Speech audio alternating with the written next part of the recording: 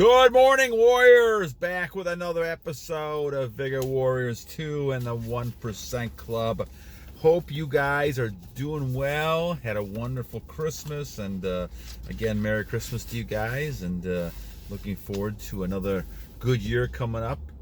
Over next week, we'll start our new year, and I wanted to thank you guys for all the great comments, likes. I got a bunch of them. I'm going to try to combine some together and do one on the Fountain of Youth book in a second here from Keller, and we'll do that in a couple minutes. But I wanted to shout out to a few people, plus donations. Alvin, thank you so much, my friend. God bless you, and thank you. All the money I get is going to go back to trying to help make better productions and get more information out and do a little more research and try to help what we're doing. So I'm trying to get a computer, save for a computer, and be able to do a little bit more, get a little bit of an area where I can do a little better type of broadcasting and things like that. So in the meantime, we'll continue to kind of look towards getting goals. And like I said, I'm not going to monetize at this point. I'm going to wait for a while before I even think about doing something like that, because I think that we're in good shape getting these productions done, and as long as we're doing that, that's the main goal. So God bless you guys, and thank you so much. Please continue to write and comment. A lot of great comments. So let me go ahead and get a few of these in here. Eduardo, many good comments, so thank you so much. Nana the Soul, thank you. Carlos Rosso, thank you for the great comment and how old I look, so I appreciate that. Thank you. Shabham Sharman, thank you. Leo, thank you. We're gonna do a couple of different ones with Shabham, and he gave some good ones as well. 3x Tendo 187, 3x Tendo 187. We'll talk about exercise in a future one coming up pretty soon. Michael Lawless, thank you for yours. Dr. Von, Life's Investing, always great to hear from you. And Jacob Smurcall, thank you, Jacob, for your comments, and also Create, Heal, Inspire. I appreciate those, and we'll do more tomorrow as we go along, as we go through all these kind of things. And so today we're going to focus on a number of exercises. People have asked me about the Fountain of Youth, and for a lot of the new subscribers, I have not had a chance to really kind of go through this again. So I will do that. Please refer to some of the other ones I did on Fountain of Youth. I can kind of go back to some of it. Obviously, I'm in the car, so I'm not going to be able to do the exercises and show you them, but I will show you what the pictures of the books look like in a second. So a lot of this is going back to the comments. Then I'm going to go back and look at this a little bit. Eduardo asked about what are the best activities to transmute energy, and this is kind of why we're doing the Fountain of Youth exercises. Let me see if I have any other comments that I wanted that were directed towards this topic. I don't see any on that list, but let me get another list here before I do that. So we had transmuting, transferring a negative to positive. I think that's important. Eduardo said that, how to transmute energy. John Williams, we're talking about that a little bit here. And then also Luop C, thank you, my friend.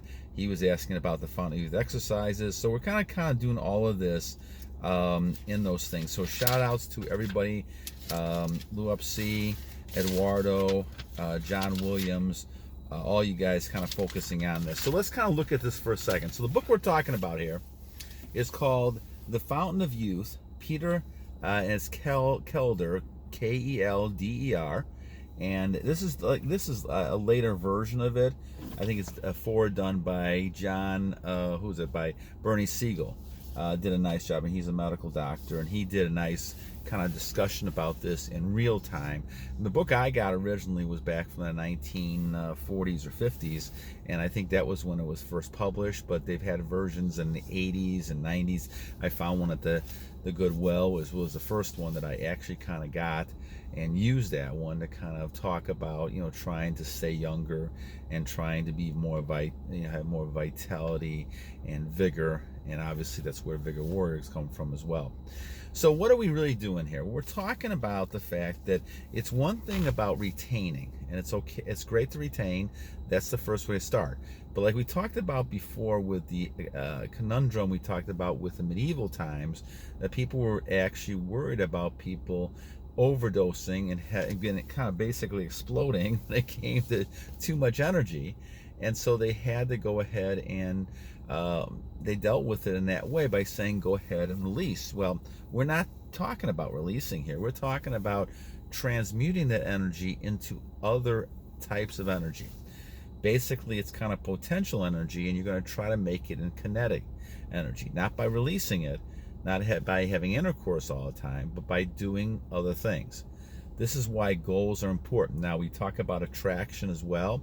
If you're interested in attraction with young ladies and women that you're dealing with, having goals, being self-controlled, all these things are always possible types of things that are important.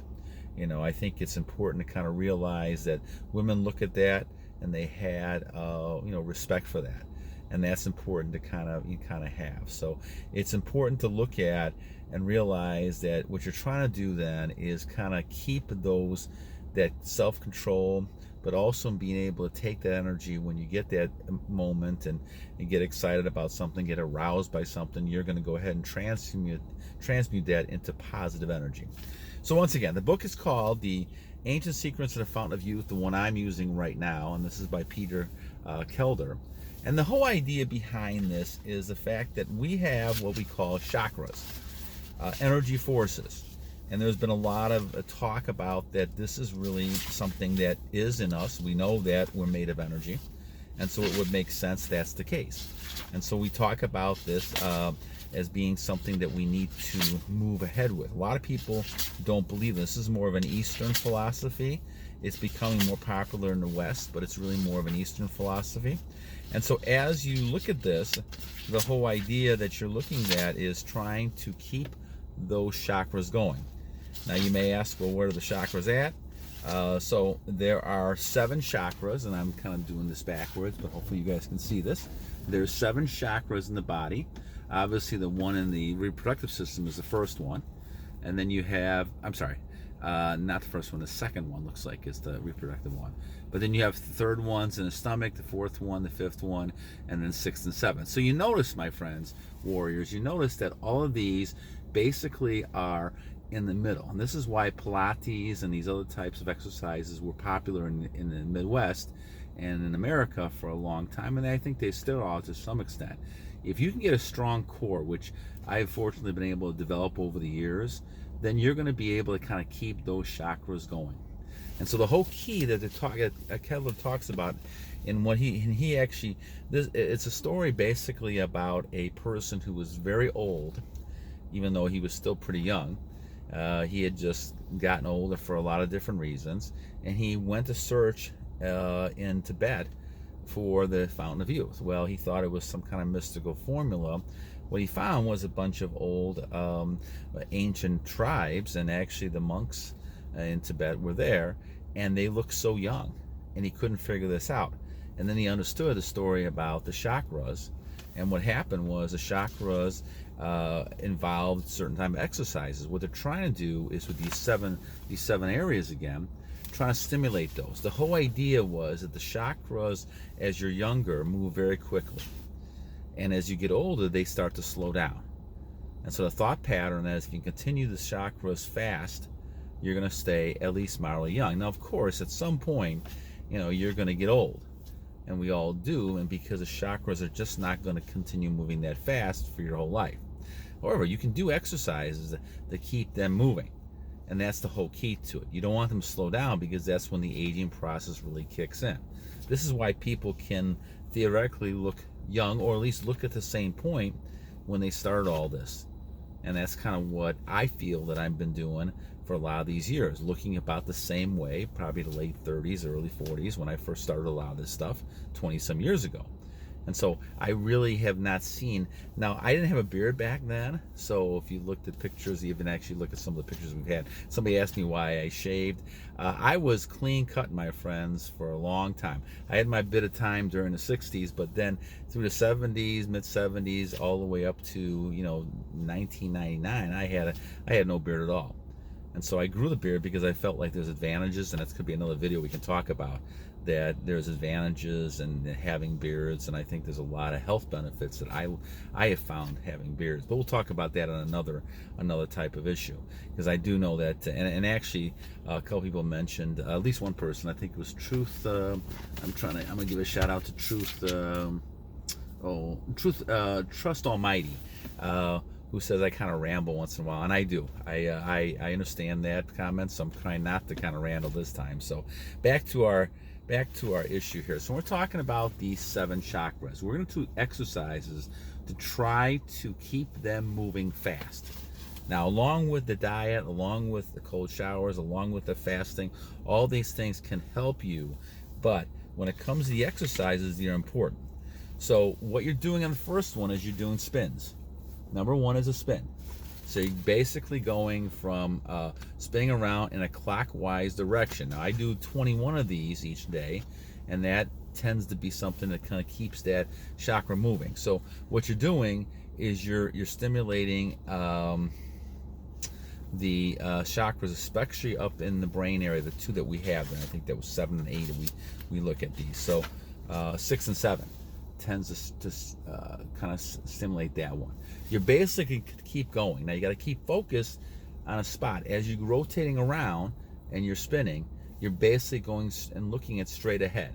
So you're going to look and basically have a straight ahead viewpoint even though you're spinning around. This is a traditional type of thing that I've seen over the years in ballet. My daughter took ballet for about 18 years, and I saw the youth in a lot of those ballet dancers, and a lot of it was because of the continuous spinning around all the time. That tends to get those chakras moving, and that seems to be something that I've seen a lot of. Now, number 2 is when you're sitting on your knees. Number 2, right, you're lying flat back on your back, right? And then you lift your legs up straight. Now you want to keep those straight, and you basically kind of want to go back, down, and up. And once again, doing 20 of these. Now, if you have to start low, start at 3 and increase every week by 1. You can continue doing that as well. But that's something that I would kind of focus on as number 2. But you got to also bring up your neck.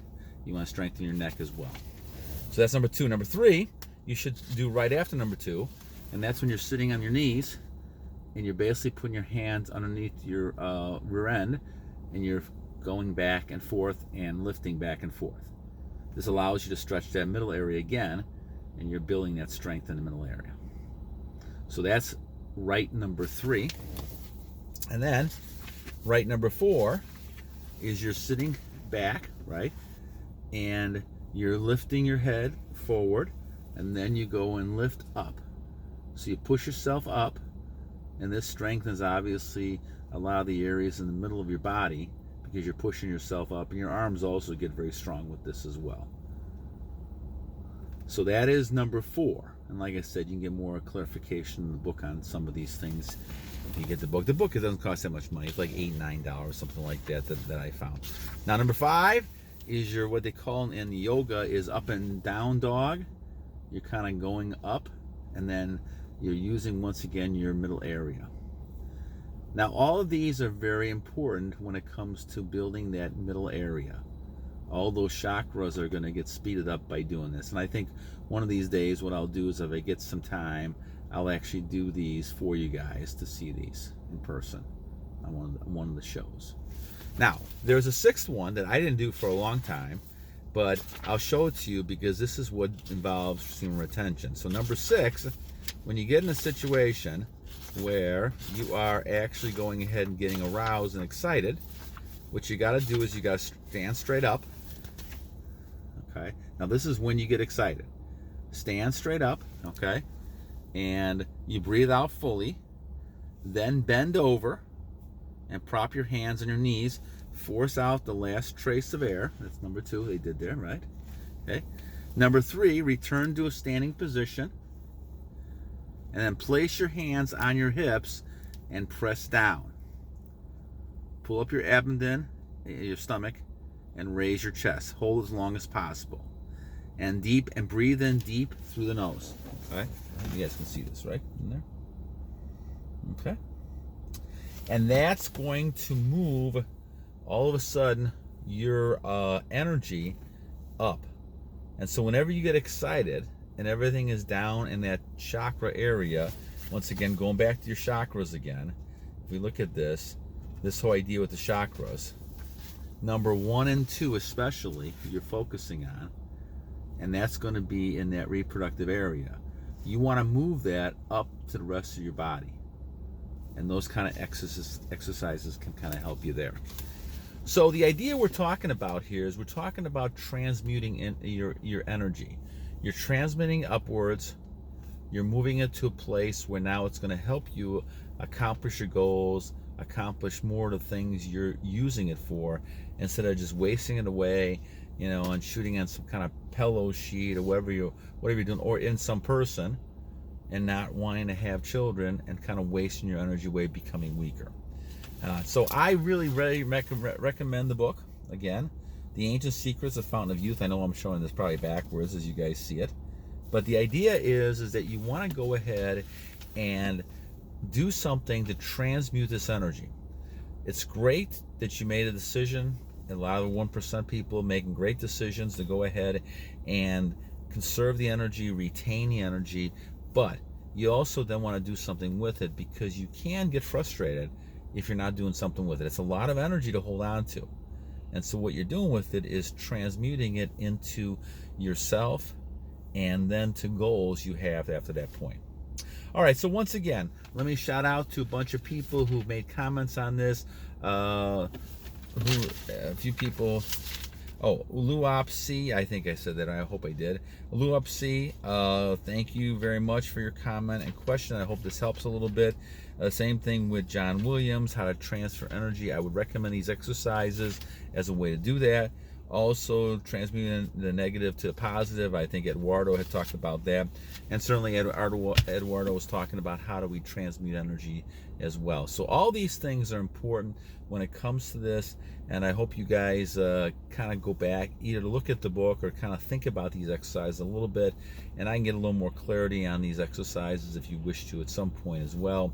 But it's a book you should invest your money into. It's only a few dollars, not that much. I know the economy is tough right now, but if you can try to get the book, it can actually show you how to get that, transmute that energy upwards, and follow all 6 of the rites that they use. All right, my friends. Well, enough for today. I hope you guys got some information on this that helps you. Keep battling on. Keep moving forward to this. Remembering that everything you see around you is kind of an illusion. It's the spiritual world you should be focusing on.